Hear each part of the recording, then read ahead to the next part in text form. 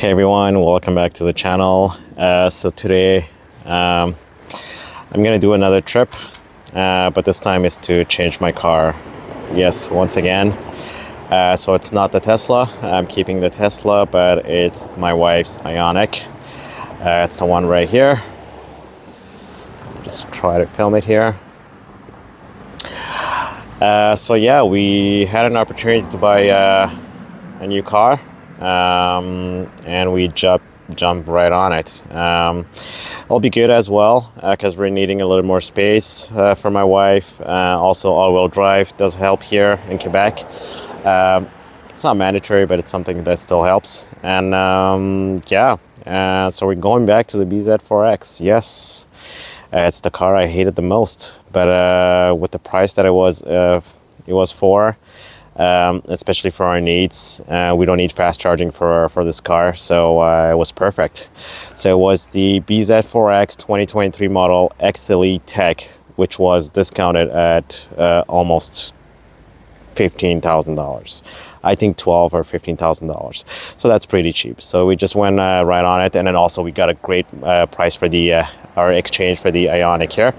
So getting it prepped now. It's charging. So let me just show my Pulsar here wall box. It's charging the IONIQ here. So just getting it prepped for tomorrow. It is a 3.5 hour drive. So 3.5 hours drive for this car in the winter. I don't think it does 300. I think it's like 357 kilometers. I don't think I can do 357 kilometers with the IONIQ. We've never done any long trips with this car because it wasn't meant for it. But the dealer where I got it from is pretty far. So yeah. What's gonna happen is I'll have to drop this car at the dealer and go get the BZ4X. BZ4X has more chances of doing 357 kilometers. But the IONIQ, no. So, the trip is tomorrow, so just filming this now, so at least I'll try to document the trip itself, and we'll see how it goes. All right, guys. So, I'll see you guys tomorrow, I guess, or the video, and I'll film my journey, and I'll show you guys what I'm getting as range. Okay, guys, so today's the day. I'm driving to the dealership, which is 357 kilometers away. I think the car shows 267 kilometers. It's at 100% charged. So yeah, I won't make it without a charge, so most probably we'll have to stop at a fast charger for a few minutes. Well, a few minutes. This doesn't have preconditioning, so let's see how much speeds we get. Stop for maybe 20-25 minutes so we can reach the destination, and we'll pick up the BZ4X, and then we'll take it from there. All right, so I'll see you at the next stop. So just made it to the charging station. Barely made it, guys. Let me just show you. 248 kilometers, and we're at zero range, and the battery is almost depleted. Let me just check how many percentage I have. 4%. Planner with the ABRP and Circuit Electric. They told me to stop way before, but I would have been like at 40% battery. So that was way too high at a state of charge to get a good performance. So I decided to push it a little further, so made it to 4%. So let's see how much power we get on this. We do have a lot of chargers. Let me just get out and show you guys. So we have 4 50 kilowatt chargers, and we also have 200 kilowatt chargers that are taken by other cars here. So yeah, let's try to charge here. So it is currently charging. Okay.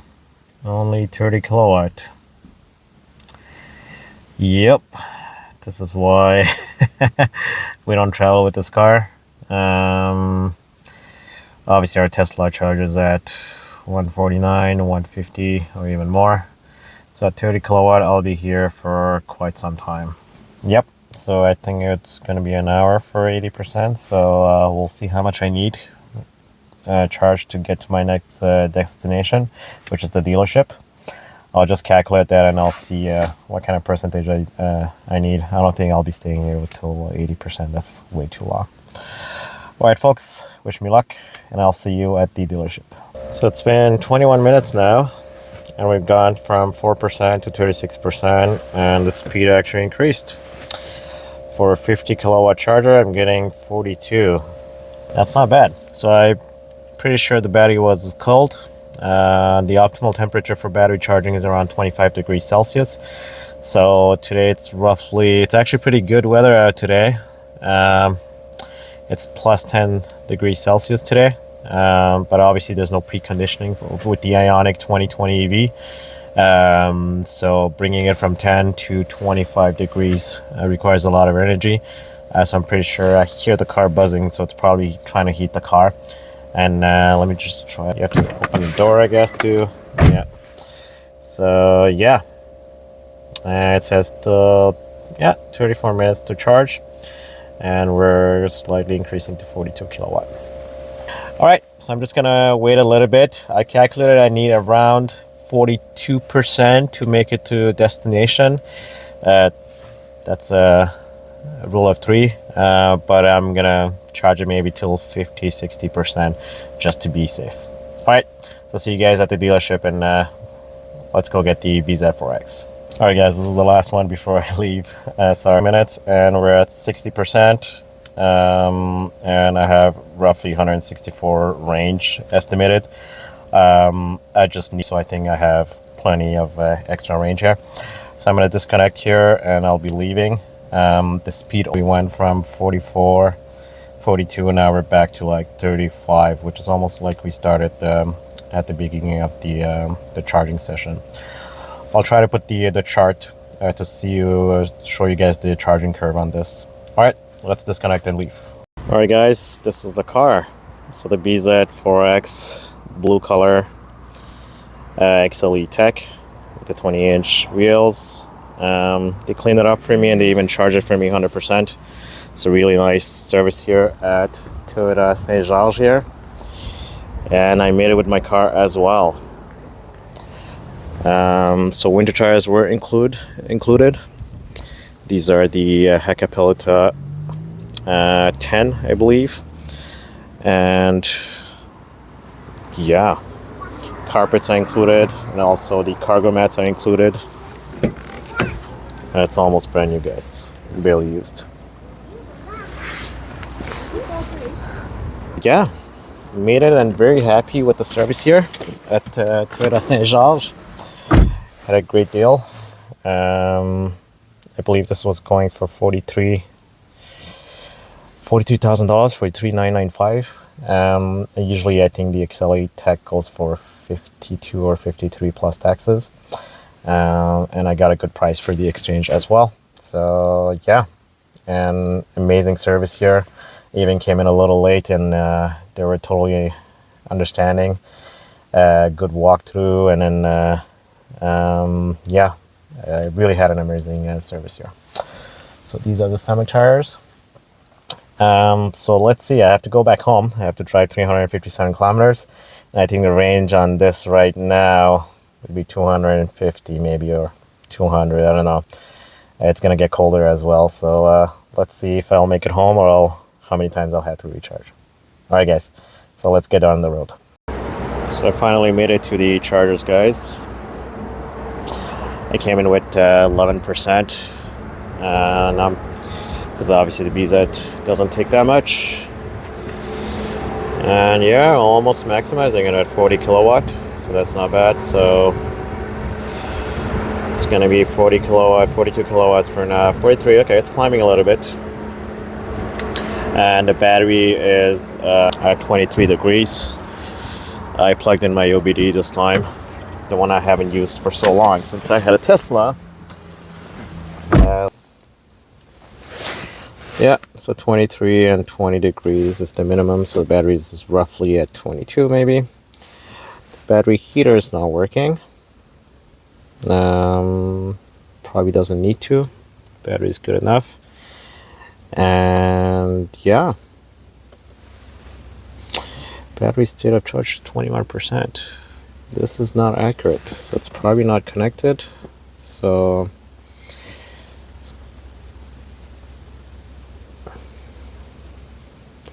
let's try again. Since the car is off, maybe it doesn't have the proper numbers. Anyways, guys, I know the battery was roughly at 23 degrees, and yeah, we'll see. I'll show you guys the graph afterwards, but I'm pretty sure we'll be charging at 42 kilowatts or even less. So I'll be stuck here for a while. All right, I guess after this, I'll be home. So it's been almost 40 minutes now. We're at 64%, and we're at 26 kilowatt, guys. This is pretty bad. Thank God we didn't buy this car for the fast charging. Well, obviously I knew about that because I owned it before and I sold it. But yeah, Toyota didn't make any improvements after 1 year. I know they've made updates and whatnot, but nothing major according to me. So I'll show you guys the graph of the full charge, and I'll put it somewhere here. It's pretty disgusting. All right, so I guess I'll be heading out home now. So I wasted 40 minutes just to get from 11% to 60%, and it's very hot outside. It's like 10 degrees, so unacceptable from Toyota. But when you lower your expectations, well, I'm not that frustrated.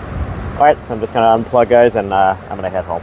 All right, I just want to clarify one thing before everyone gets upset. Like I said, we're buying this car not because of the fast charging. So I know I complain a lot about the BZ4X, and I still bought it because I see value in it for, you know, the way it's built, the build quality, the all-wheel drive, the driving itself. So I'm still impressed by this car. And if you guys remember, when I sold my BZ4X, the only issue was the charging. Everything else was perfect. And this time I still complain about the charging, but we won't be using it. This car is mainly for local driving. It'll be for my wife to go to work and come back. So she barely uses 1,500 kilometers a year. I mean a day, not even. So it'll be perfect for her. So that's why we made this decision. And we're not planning to bring this car in for any long trips as well. We have the Tesla for that. With fast charging, for us, it reaches 170 kilowatt and whatnot. So that's plenty enough. So yeah, just wanted to clarify that, just in case, you know, you guys write kind of in the comments, hey, you're hating on the charging speeds again. Yeah, I am, and I totally own up to that. It's just the purpose of this purchase wasn't for these the charging speeds. All right, guys, so I'm gonna head back home, and hopefully I make it with some percentage at home. Hopefully I don't get to zero. I know Toyota decreased the gap, the reserve that they had. It used to be 8%. I think now it's 3%. I checked on the OBD last time. I think it was 3% while I was checking it. So hopefully I have enough juice to get back home. Hey guys, sorry for the light. I just made it home. So 0% and 1 kilometer. Yep, that was pretty close. And I'm still not sure about the state of charge. It still says it's 9% left. So the Toyota even decreased the reserve. I believed they did, or it's just my OBD not connecting properly. And seems a little, I don't know, it's acting up. There's missing some data here, so my OBD might not be accurate. So I'll just might have to reset my app here. And maybe I'll keep doing more tests, guys, now that I have the car. At least it's available. And yeah, so back home with the BZ4X. I left this morning at 9:30 with the IONIQ EV. All right. I'll see you guys next time with another video. Let me know if there's anything you want me to test for the BZ4X now that I have it back. And I might actually participate a little more with the voicing with Toyota to deal with these charges.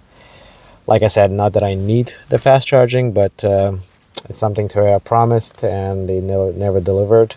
So hopefully they come out with a with the solution.